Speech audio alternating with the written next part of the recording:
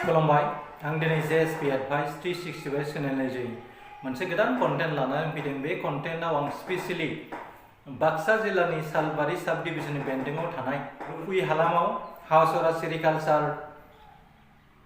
मावख'नि गेवलां फोथाराव 10 जन BLT रुंसारि जानाय 25थि रुफाथि मायथाइ फालिनाया गाजा गोमजायै सोलिगासिनो दङ। 10 आरो 11 डिसेम्बरनिफ्राय जागायनानै दिनै जोबनायनि लामायाव फैबाय। बेखौ खोब गाजा गोमजायै फालिनाय जादों।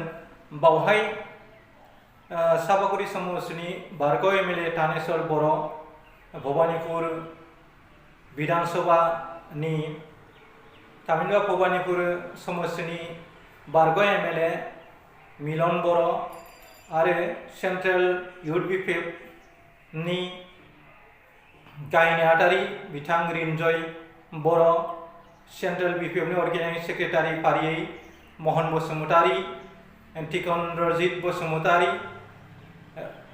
अथिन बर', लोगोसेयावनो गोबां बारग' एबसुनि दैदेनगिरि आरो बारग' BLTनि नखरजों लोगोसे आथिखालनि BPF सरकारनि बेन्दोङाव नांथाबनानै मानगोनां मासि लानानै खामानि मावबोनाय बिथांमोना बाहागो लादोंमोन आरो मैखोमै बे हाबाफारियाव 21 नं सालबारि समष्टिनि MCLA बे हाबाफारियाव बाहागो लानानै मुंख्लंफोरनो 10 जन मुंख्लंफोरनो बिबार बावनाय नुथाय, लोगोसे मुंख्लं खाम्फा बेखेवनाय आरो बेनि गेवलां मेलाव 10 जन BLT मार्टियार्सनि नखरनि बिसि फिसा बिदा फंबायफोरखौ सिनायथि होनानै 10 जन BLTफोरनि जि कन्ट्रिबिउसन बिहोथाय बेफोरखौ लानानै बावहाय गोबाङैनो सावरायसोमनाय जायो आरो बिथांमोननि नाजानायनि जोहैनो आथिखालाव BTC मुंनि मोनसे गावखुंथाय मोनसे काउन्सिल बर'फ्रा मोननो हानाय जादों। बेनिखायनो बिथांमोननि 10 जन BLT नखरनि रुंसारि जानायफोरनि जि बिफाव, बे बिफावखौ बिथां MCLA बाख्नायदों आरो फैबाय थानाय बुब्लियाव बेफोरबादिनो 10 जन BLT मार्टियार्सखौ गाजा गोमजायै फालिलांबाय थानाय जाथों। लोगोसे बर'नि जारिमिनखौ जाहाथे उन जोलैफ्रा संदाननो हायो बेखौ नोजोरथि बोनानै जोंनि सालबारि समष्टिनि MCLA बिथां दिगन्त गयारिया गावनि बिबुंथिनि गेजेरजों फोरमायथियो। बेबादिनो रिन्जय बर' BPF लाइमोन गांखंनि नेहाथारियाबो बेनि सायाव गोख्रों भाबै बे 10 सा BLTनि रुंसारिफोरनि जिउ बाउसोमनायखौ लानानै रुपुइ हालामनि हावसरा सेरिकालचार मावखुलिनि गेवलां फोथाराव अरायसम फालिलांबाय थानाय जायो आरो बेखौ गोजोरैनो फालिलांबाय थानायनि जि थिरांथा XBLT वेलफेयार ससाइटिया लादों बे जोंनि थाखाय खोब बाख्नायथावना। मानोना मुंख्लंफोरनि बाउसोमनायनि जोहैसो जोंनि BTC गावखुंथायखौ जों मोननो हानाय जादों। नङामोनब्ला बे मुंख्लंफोरनि थै गारनाय आरो बाउसोमनायनि जोहै जोंनि BTCआ 2003 मायथाइनि 10 फेब्रुवारियाव बेखौ भारत सरकार, आसाम सरकार आरो BLTनि गेजेराव गोरोबथा खालामनाय बायदियै मोनफुंनो हानाय जादोंमोन। दा बिनिनो बिदिन्थि महरै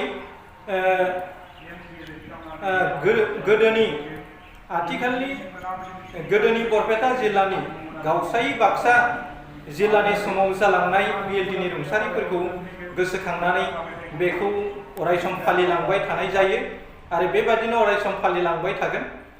मख'नो गोनां खोथा दि मोनसे बुब्लियाव NDP आरो BLTनि गेजेराव काउन्टार रेगुलेसन जालायदोंमोन आरो मोनसे समाव BLTफ्रा सेपारेट स्टेट अफ बर'नि आलादा रायजो मोननो थाखाय दावहा नांबाय थादोंमोन आरो गुबुन फारसेथिं बिथां रन्जन दैमारिनि दैदेननायाव NDPफ्रा सभारेन स्टेट नागिरनायनि जि हांगामा बे सोलिबोबाय थादोंमोन। नाथाय बै समाव BLT आरो NDPनि गेजेराव गोरोन्थि बुजिलायनायनि जाउनाव काउन्टार रेगुलेसन होलायनायनि जाउनाव बे 10 जन BLTनि दावहारुफ्रा सानसेनो जिउ गारनो गोनां जादोंमोन।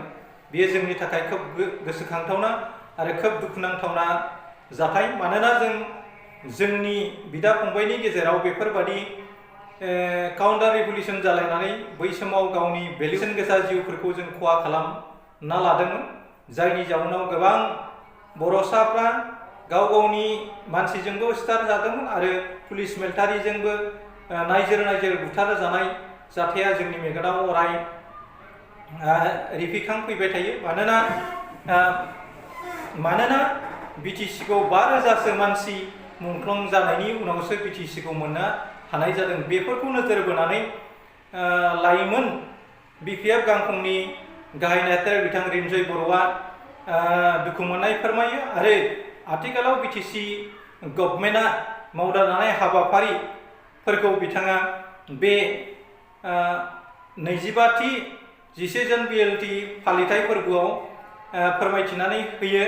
लोगोसेयावनो बिटिसि लिराबासिनो जायफ्रा बिटिआर लिरबाय थायो बिथांमोनखौ जाहाथे बिटिआर लिरनो नाङा आरो बिटिआर लिरोबा माखासे मोननो गोनां अनसुंथाइफोरखौबो मोनाबो जानो हागौ, मानोना बियो बिटिसिसो। लोगोसेयावनो बिथाङा बुङोदि हाग्रामा महिलारिया बिटिआरनि सिएम नङा, बिथाङा बिटिसिनिसो चिफ। बेनिखायनो जायफ्रा माबा मोनसे अनसुंथाइफोर बियोब्ला बिथांमोना अरायसम to the honourable chief of BTC Kokrajhar बड'फा नोगोर होनासो लिरनो नांगोन, नङाबा बिथांमोननि एप्लिकेसना बा राङारि अनसुंथाइ मोननो गोनाङाबो बा जौगाथायनि बिथांखि बिनायफ्राबो फेलें जानो हागौ होननानै बिथाङा गावनि बिबुंथिनि गेजेरजों फोरमायथियो। बे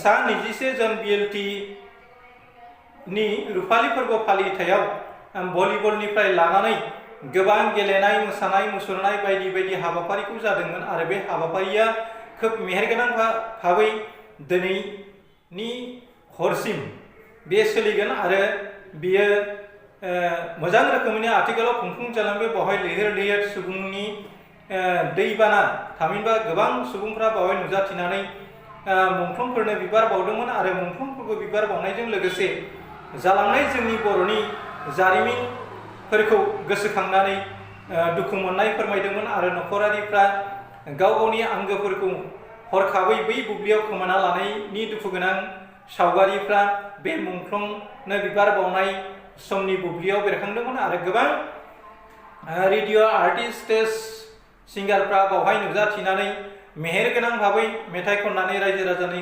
गोसोखौ गोजोन होनाय नुथायखौ जों नुनो मोन्दों। दा आङो मोननैसो भिडिअ फुटेजखौ आं नोंथांमोननो दिन्थिनो नाजानाय जाबाय। आं भिडिअखौ बांद्राय गोलाव खालामनो नाजाला।